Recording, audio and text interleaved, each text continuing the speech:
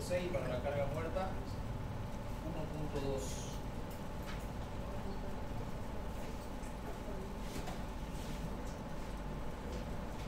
Ahí nos estamos focalizando solamente en analizar para el tramo.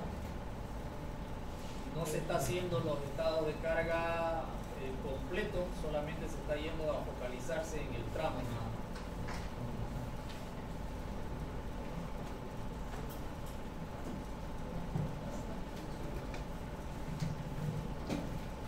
Acá ya calculamos el momento máximo, el momento en la ubicación de la carga puntual y el momento máximo. Las dos cosas se calcularon acá. Para eso se elaboró la ecuación del cortante y la ecuación del momento. No está funcionando ya. Está prendido ya. Ahí atrás de la luz. Dale volumen. Volumen, dale. ¿Tapo? Ahí abajo. Ahí. Ok. Entonces, en esa parte vimos nosotros que analizamos el diagrama de momento y encontramos el momento máximo. Ese momento máximo nos dio 36.251 toneladas. Eso ya lo habíamos visto en la anterior clase. El diseño a flexión por los estados límites últimos.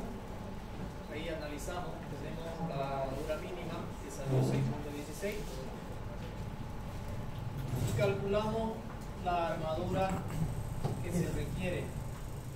Para este caso nos salió 15.84 centímetros cuadrados. Esa es el área de armadura que necesita la viga en su máximo momento de tramo para resistir las cargas tal cual las hemos visto anteriormente. Es decir, cargado con carga muerta y carga viva el primer tramo y el voladizo sin carga viva.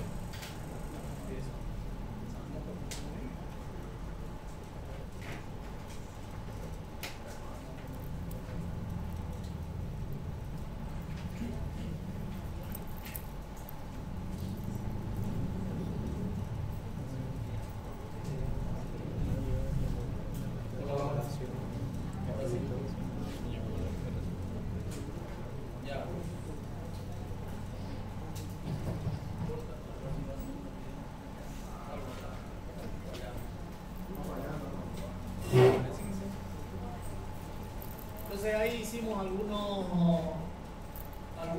opciones de utilización de diámetros de barra. Esta parte siempre la van a desarrollar ustedes. Por eso es que este cuadrito es importante tenerlo a mano. Siempre hay que tenerlo a mano. Para ir probando cada una de los diámetros de 25, de 20, de 16, cómo nos da en función al requerimiento que tenemos. Nosotros tenemos que llegar a 15.84 centímetros cuadrados. Y entonces ahí calculamos nosotros en cada caso, con phi de 25 necesitaríamos 4 barras y llegamos a ese diámetro. Con phi de 20 necesitamos 6 y con phi de 16 necesitamos 8. Entonces hemos adoptado nosotros 8 phi de 16. 8 phi de 16. Ahora lo que toca es ver que esos fierros entren en el ancho de nuestra viga, que tiene un ancho de 40. Hacemos el análisis de la distribución. Para hacer esto asumimos un diámetro de estribo, porque todavía no lo hemos calculado, entonces asumimos un diámetro de estribo. En este caso asumí 8 milímetros y de 8. Cuando vaya a calcular el estribo, ya usted tiene que tomar en cuenta que está adoptando phi de 8 para ese estribo y ver si queda bien. Pero si cuando usted diseña el estribo con phi de 8 le sale una separación de 30 a 35 centímetros de espacio entre estribo, entonces ahí lo que hay que hacer es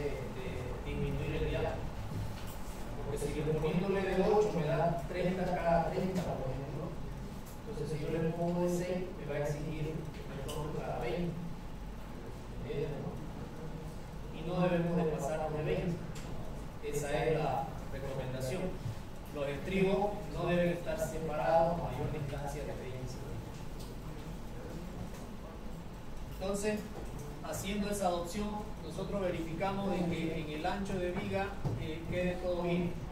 Y en este caso sí queda todo bien. Y tenemos una separación real entre barras longitudinales de 3 centímetros.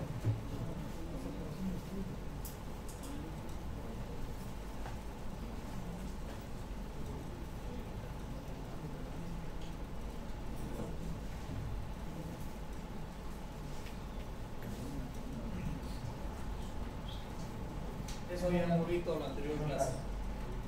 Todo lo da. Entonces, ahí entramos nosotros ya a analizar el control de deformación. Para el control de deformación, en la teoría, nosotros vimos diferentes ecuaciones. Y una de esas ecuaciones tenemos que encontrar el momento de inercia efectivo. Para encontrar el momento de inercia efectivo, necesitamos nosotros encontrar estos elementos. Y vamos a ir encontrando uno por uno. Esta es la sección de la viga. Como dice acá, vamos a analizar en una primera instancia una sección bruta no fisurada. Es decir, vamos a considerar que la sección de hormigón no se fisura en ningún momento. Ese es un caso ideal, es un caso que realmente no existe. Pero el método nos considera realizar este análisis. En una sección no fisurada, nosotros hallamos la distancia al centro de gravedad, la distancia Y sub G, que sería esta de acá. En esta sección rectangular, fácil de conseguir. Se complica si fuera otro tipo de sección, puede ser una sección tipo canal, puede ser una sección T. Se tiene que tener claro de que lo que estamos poniendo acá es la distancia al centro de gravedad, no es a la mitad de la altura de la viga. Eso también habíamos hablado un poco la clase pasada, porque hay que tener esa consideración.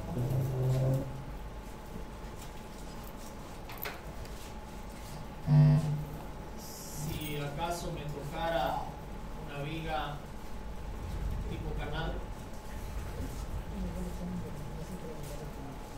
entonces ahí ya hay que encontrar el centro de gravedad de esta viga. El centro de gravedad. Y esa distancia que a la que se refiere sería esta, del centro de gravedad. Para eso, habíamos dicho, podemos dividir en figuras geométricas regulares. Puede ser esa la figura 1, puede ser esta la figura 2, puede ser esta la figura 3. Y con esa figura planteamos nuestra ecuación, Y barra, que va a ser igual a Y sub 1 por área 1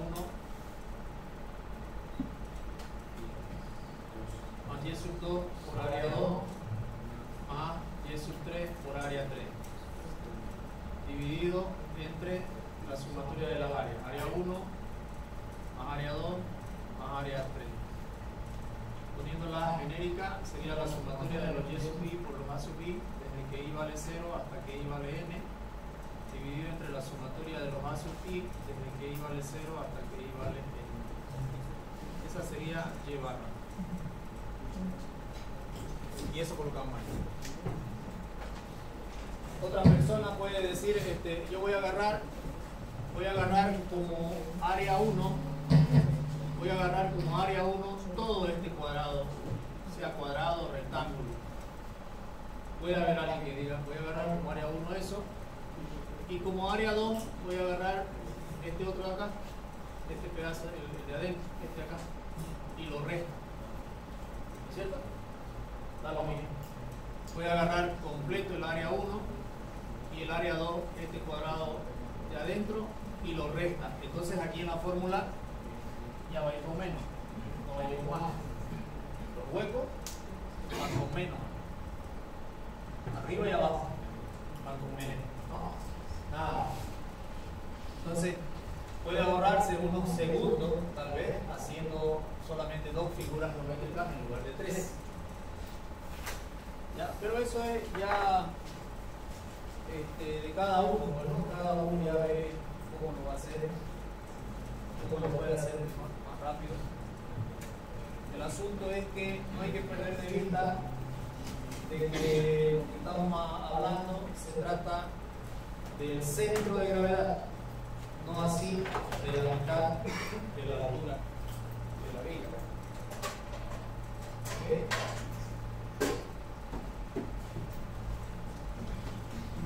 Y calculamos la inercia de la sección de la viga. Base por altura al cubo sobre 12 y nos da 720.000 centímetros la cuarta. Luego vamos a calcular el momento crítico, característico, y la fórmula que utilizamos en esta de acá. El F sub R, que es igual a 2 veces la raíz cuadrada de la resistencia del concreto. En la pregunta decía que trabajemos con un concreto 280 kilos por centímetro cuadrado. Ese valor va a cambiar dependiendo de lo que nosotros estemos diseñando. Puede ser 250, 300, 210, de repente. Eso va a cambiar. El coeficiente no cambia y la ecuación nos permite encontrar el F sub R, que reemplazamos en esta ecuación de acá. Tenemos ya el momento de inercia baricéntrico y tenemos la distancia al centro de gravedad. Reemplazamos todos los valores. Ojo con las unidades, hay que tener en cuenta qué unidades estamos metiendo en esta ecuación, que siempre es kilos por centímetro, ¿ya? Kilos y centímetros. Entonces metemos en el mismo sistema de unidades y obtenemos el M sub CR, que es el momento crítico. ¿Ok?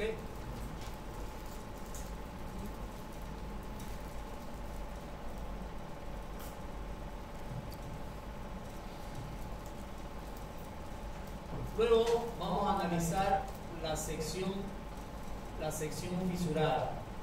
Analizamos la sección fisurada. Cuando nosotros analizamos la sección fisurada, se entiende de que la parte del hormigón que está por debajo de la línea neutra, el eje neutro, no está trabajando, está totalmente fisurado. Acá se le interpreta de esa manera. Primero analizamos como si la sección estuviera intacta, sin fisuración. Ahora la analizamos como si estuviera completamente fisurada. Pero ese completamente fisurado no va a ser hasta arriba, porque arriba ya tiene esfuerzos de compresión en el hormigón, no de tracción. Entonces, a partir de la línea del eje neutro para abajo, los esfuerzos son de tracción en el hormigón. Y entendemos de que en este análisis, toda la sección que se está traccionando de hormigón está fisurada. ¿Ya?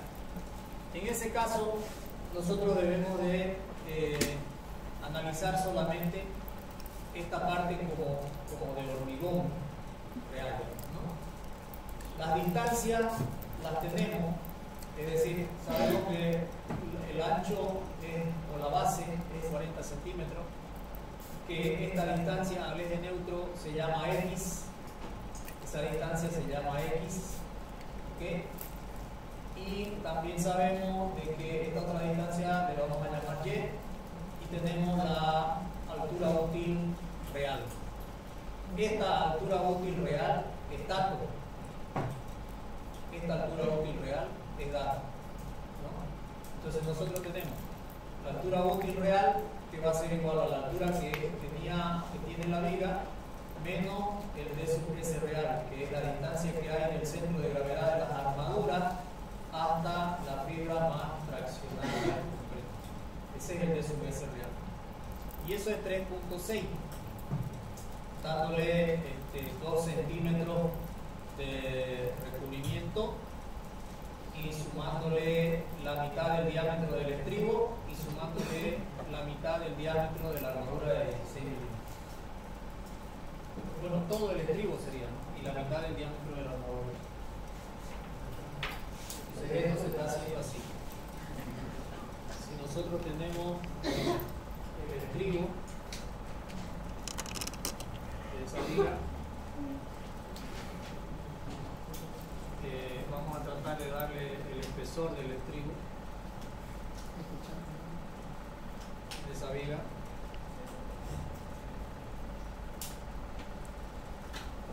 Y tenemos nosotros las armaduras por ahí. Esta armadura que le hemos puesto es 16 milímetros y el estribo es 8. Entonces de ahí nosotros tenemos que medir al centro de gravedad, sería 8 más 8. Entonces esa distancia es 16 milímetros. Y esos 16 milímetros le estamos restando 1.6 centímetros. De esa manera es que me sale mi altura útil real de 56.4 centímetros. Es decir, que la medida que hay del centro de gravedad de la armadura arriba al hormigón es esa la altura útil real.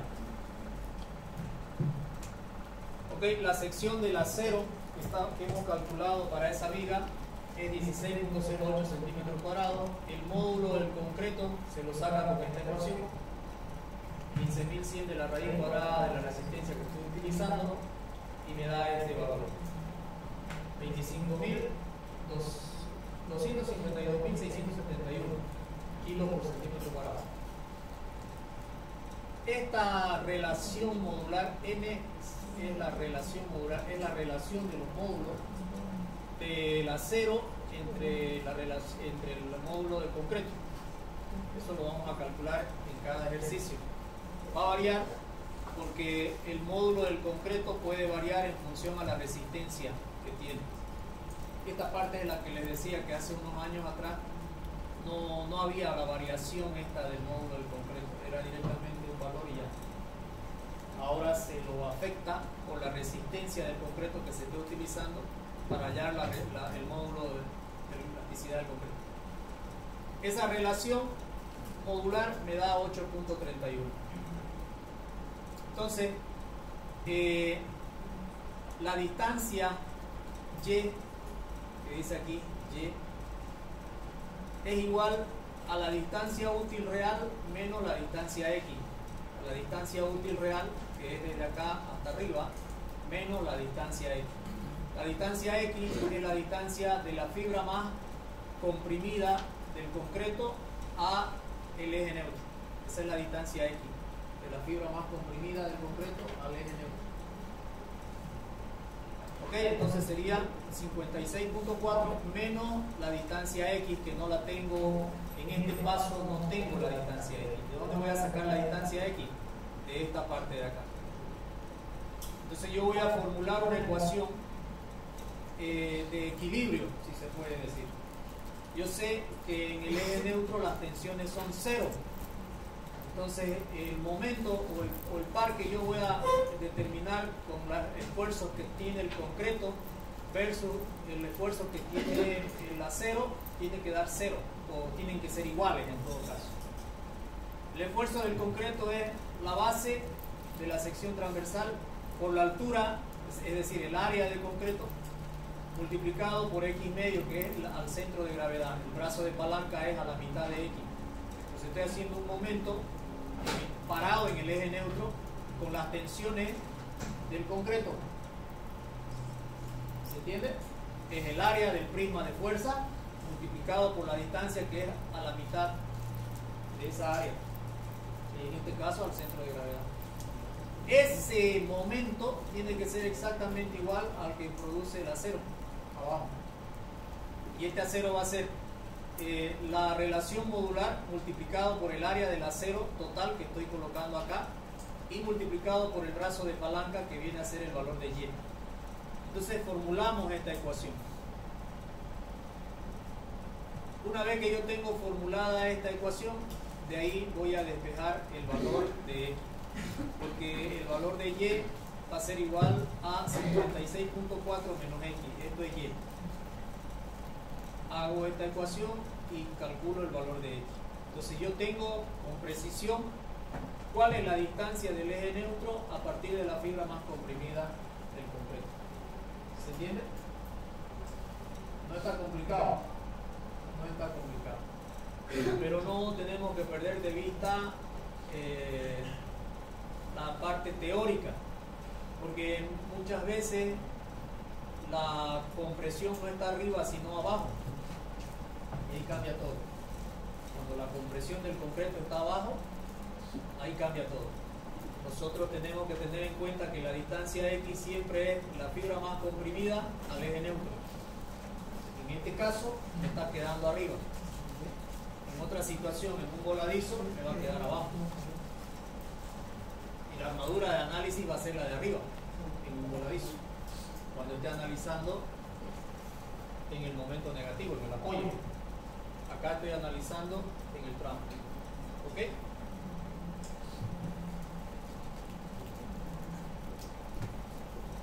De la misma forma, calculamos el momento de inercia del hormigón y el momento de inercia del acero respecto del eje neutro.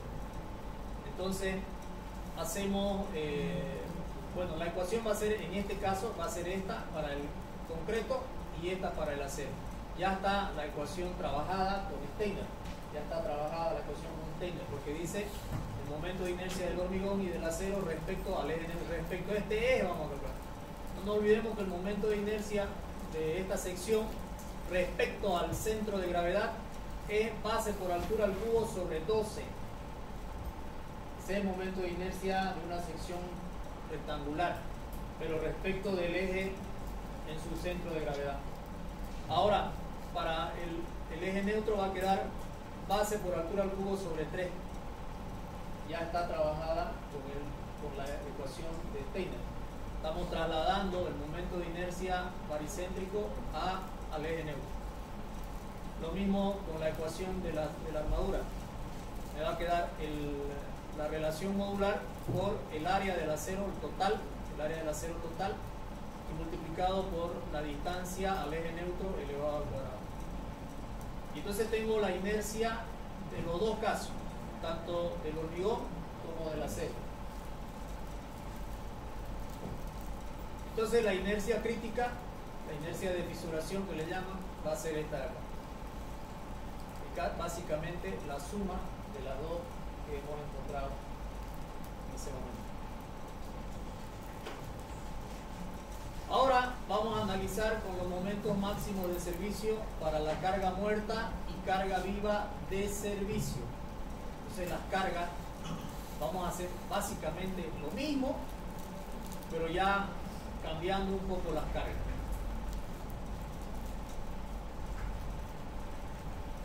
Calculamos las reacciones.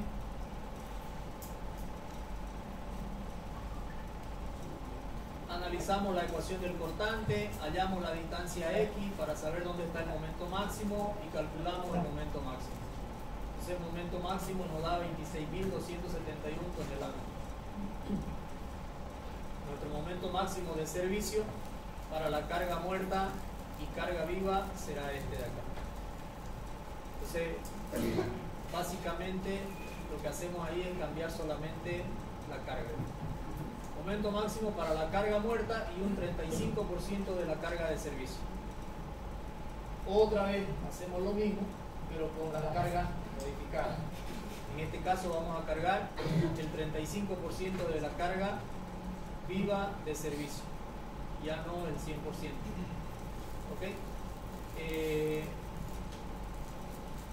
Ese 35% ya lo hemos analizado, ¿no? ¿A qué se debe, digamos?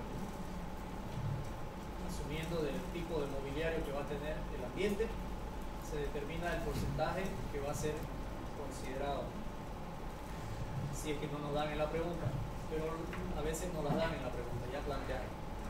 Entonces hacemos la sumatoria de momento, hacemos la sumatoria de momento en el otro punto para hallar las reacciones.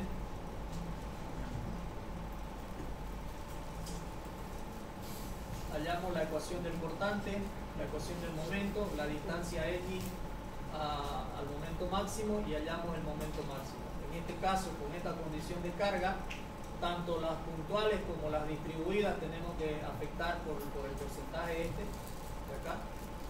Nos da 18.61 toneladas. y esa va a ser la carga para esta condición de esfuerzo, de carga.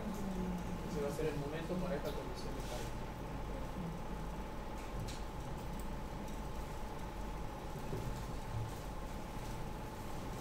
Luego hallamos el momento de inercia efectiva. Entonces, acá lo que hacemos es básicamente reemplazar los valores que ya habíamos obtenido anteriormente. El momento de fisuración, el momento de inercia de la sección, te lo digo, el momento de inercia crítico, que también lo habíamos tenido anteriormente, reemplazamos y obtenemos el momento de inercia efectiva. Y con este momento de inercia efectiva es con el que vamos a trabajar.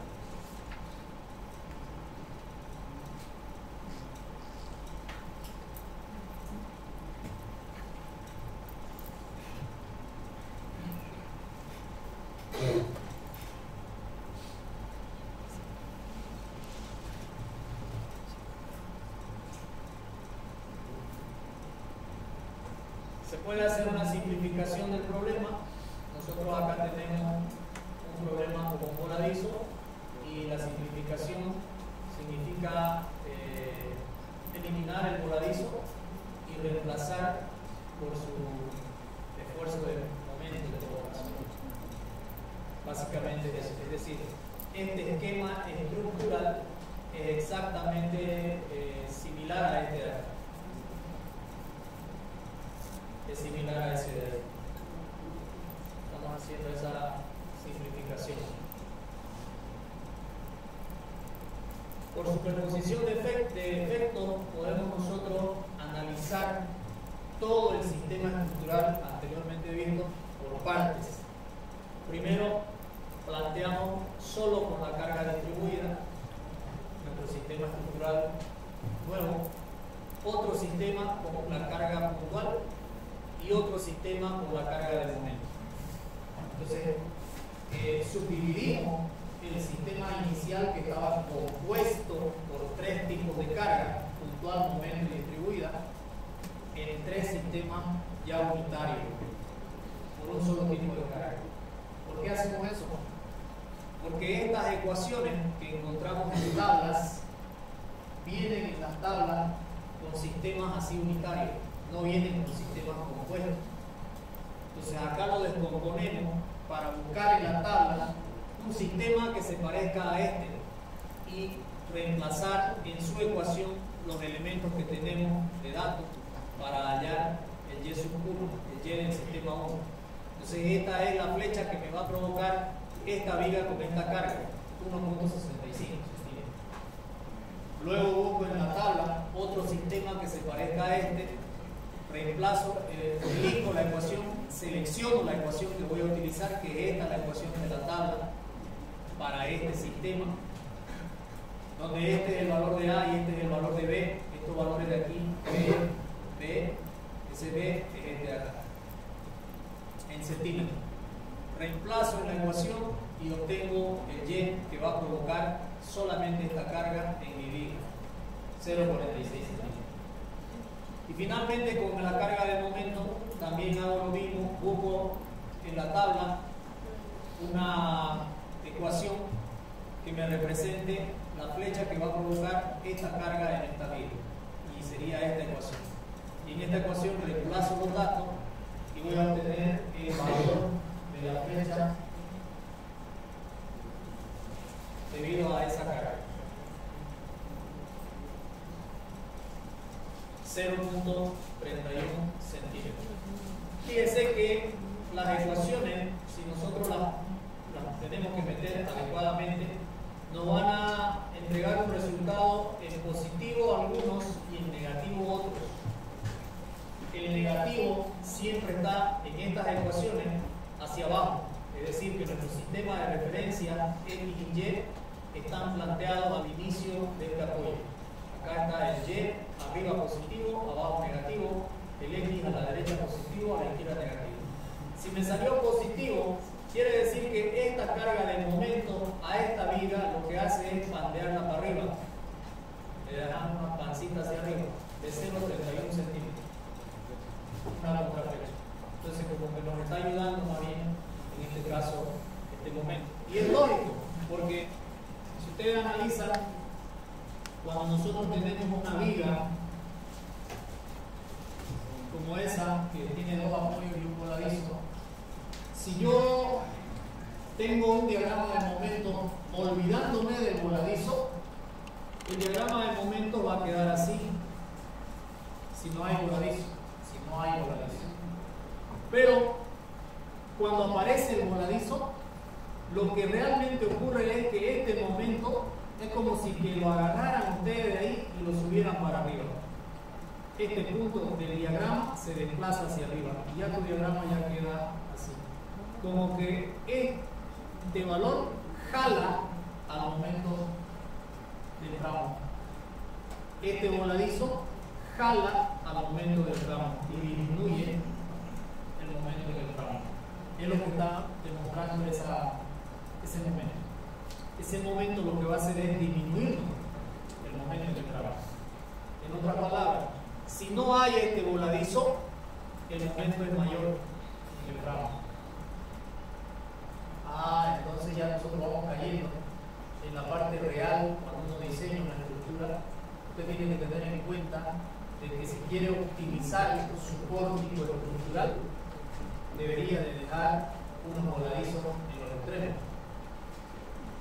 ¿Se entiende? De lo contrario, su pórtico no va a estar optimizado. Entonces, esto se utiliza mucho, he visto yo en la ciudad de La Paz, casi todos los edificios lo construyen de esa manera. No sé si por costumbre o es que realmente analizan esa optimización.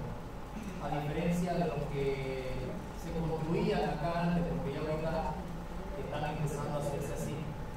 Yo por lo menos le tiro un voladizo de 2 metros si se puede. Entonces, tu columna que va a la fachada, no la pones a la orilla, la metes hacia adentro para generar un voladizo, y ese voladizo que te optimice los momentos en el tramo de la viga, y ahí optimizar la cantidad de fierro que vas a ocupar, porque antes para absorber este momento necesitabas, no sé, 8 barras de 16.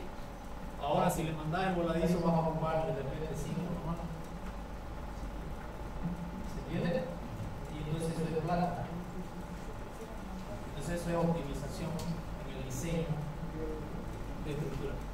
Y esa optimización, si bien normalmente en las clases no lo explicamos como tal, pero con estos ejercicios usted se tiene que dar cuenta también, usted que va aprendiendo eso se da cuenta de que si yo no tengo voladizo, la panza es grande, y si tengo voladizo, la panza es menor, y esa panza es plata. ¿No es cierto? Así que es bueno considerar eso también. Entonces ya tengo yo las flechas en cada caso para este primer análisis. Entonces mi flecha total del sistema combinado es la suma de los 3 elementos: negativo, negativo, positivo. Entonces yo sumo eso y me da negativo 1.8 centímetros, es decir que la flecha de la viga siempre es, en este caso es hacia abajo, 1.8 centímetros, con esas cargas que estábamos analizando, ¿no? Flecha instantánea para carga muerta y un 35% de la carga viva. Ahora hacemos lo mismo, pero ya con esta condición, con un 35% de la carga viva, ya no como en el anterior caso. Exactamente lo mismo. Calculamos el momento de inercia efectivo, hacemos en este caso esta simplificación que nos permite entrar en las tablas con mayor facilidad. Esta simplificación es solamente para entrar en las tablas con mayor facilidad. Profesor, ¿podemos trabajar con esto? Sí, puede. Busquen las tablas que tengan esta forma y también lo aplica. Lo que no va a encontrar en las tablas así con 2 apoyos y un voladizo para encontrar. Pero lo que no va a encontrar es que tenga ya compuestas las cargas completas. Eso no va a encontrar. Entonces hay que descomponer, hay que hacer un paso de descomposición de carga. En este caso, este adicional se está haciendo para simplificar y buscar en una viga simplemente apoyada, que es así o sí van a encontrar en tabla sin ningún problema la fórmula para hallar la flecha.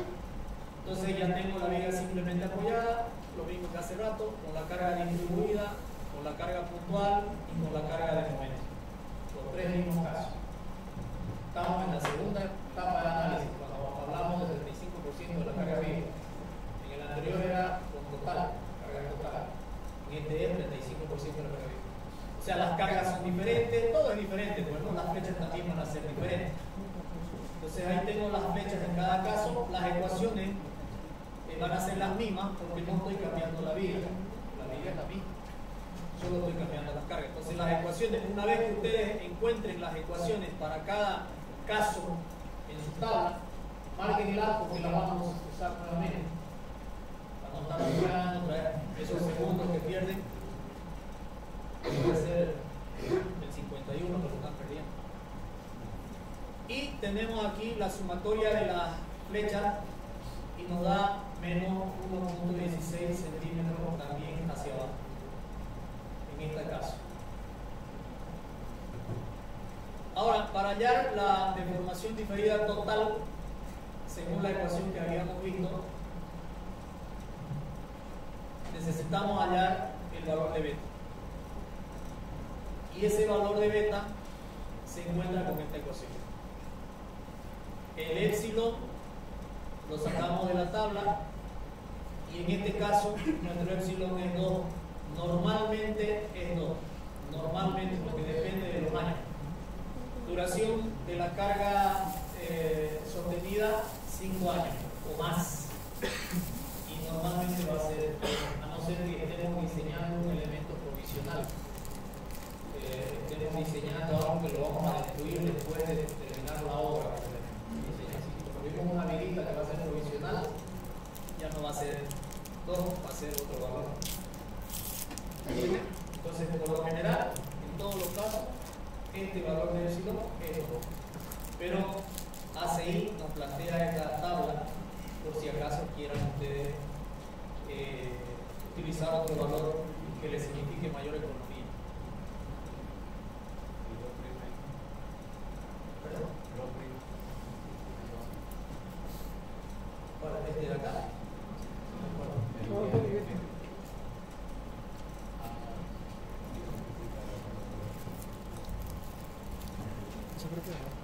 En este caso no tenemos. O sea, la sección del hormigón no necesita armadura comprimida. Este de acá es 0 porque es la cuantía de la armadura comprimida. En esta sección no estamos en esa situación.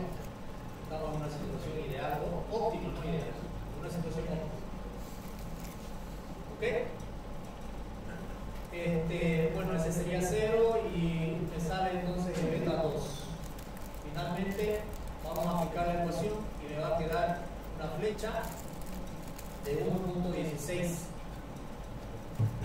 y la total va a ser igual a la suma de la flecha de 1.16 más la otra flecha debido a las cargas que estábamos viendo hace rato, que era 1.8. Y sumadas esas dos, finalmente yo tengo una flecha de 2.96. Esa es la flecha total que se va a generar en la viga que estamos trabajando. Ahora, ya tenemos el cálculo paso por paso a detalle de la flecha de esa viga. Lo que tenemos que hacer es comparar con la norma. ¿Qué dice la norma? ¿Cuánto debería ser esa flecha?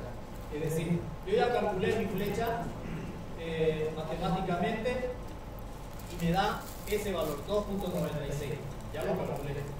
Ahora tengo que buscar en la norma qué me dice. Para una viga con esas características, ¿cuánto deberá ser la flecha máxima? Entonces me voy a la norma y en la norma están esos valores. Entonces, como yo he analizado la viga, la flecha de la viga en el tramo, con una viga no con la real que tenía un voladizo, sino con una viga que yo he generado mi empotramiento al eliminar el voladizo, yo he generado mi empotramiento. Entonces, lo que yo tengo que buscar en la norma es este tipo de viga, no este, porque yo no he analizado con este tipo de viga, no he trabajado con este. ¿Se entiende, no? No veis cómo hemos eliminado el voladizo para trabajar. Entonces, ese momento está acá. Buscamos en la norma y fíjense que de acuerdo al planteamiento del problema y las flechas a considerar, dice L sobre 180. La flecha límite para ese tipo de elementos que estoy trabajando es L sobre 180. Y ese L, que es 7 metros, 700 centímetros, sobre 180 me genera una flecha de 3.89 centímetros admisible. La norma me dice, si tu viga que has hecho, que has trabajado, que has diseñado, tiene una flecha menor a 3.89 centímetros, está bien. Si tu flecha que te sale mayor a 3.89, tienes que hacer algo con esa viga para que disminuya esa flecha. Nosotros hemos sacado una flecha de 2.96. 2.96. Entonces el admisible es 3.89, por lo tanto estamos dentro de lo que dice la norma. Y queda libre.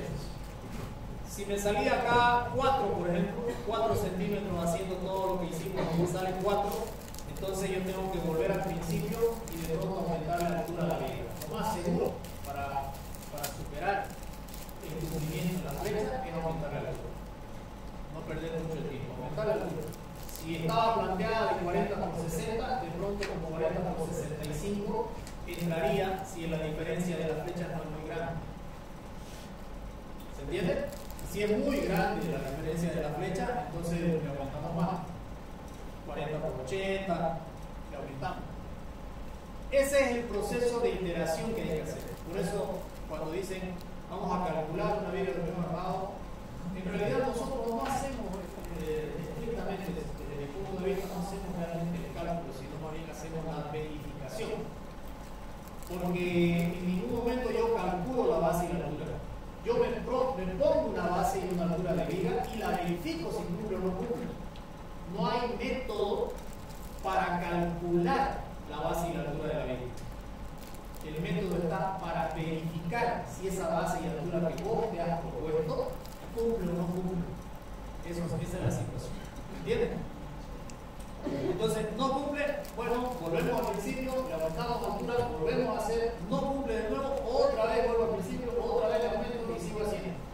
Y si de pronto en vez de 40 por 60 decido ponerle 40 por 100, y de pronto aquí me sale una diferencia grandísima porque me sale 1 centímetro y mi margen es 3.9, o sea, está cumpliendo por demás, entonces tengo que volver a hacer bajándole.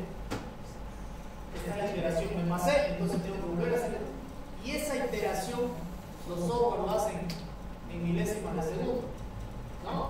Bueno, también depende de la estructura que van a poner, porque a veces uno pone un edificio con muchos elementos y lo dejas trabajando mientras trabajas con café, la máquina está haciendo su trabajo y no es en un segundo. Te tira su media hora, sus 20 minutos, depende también de las características del ordenador, si va a ser más rápido o más lento. Pero lo que hace la máquina es eso: adopta un valor y revisa, no le cumple, adopta el siguiente, entonces el programador lo que hace es decirle cada cuánto de margen le va a aumentar. Es decir, si con 40 por 60 no te da, y el programador le dice que va a aumentar 1 centímetro la base, 1 centímetro la altura. Entonces él aumenta 1 y otro no le da 1 y otro otra vez sigue aumentando, sigue aumentando, otra vez sigue haciendo el análisis hasta que entre en la norma. ¿Se entiende? ¿Alguna pregunta? ¿Quedó claro el análisis de la evaluación? ¿Hicieron como el ayudante el análisis de la evaluación? ¿Hicieron ya? Ok, entonces con eso ya queda más claro. ¿Alguna pregunta?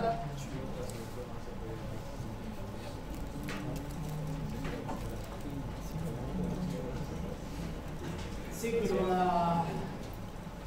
es decir, el aumentarle más fierro no va a resolver el problema de la deformación.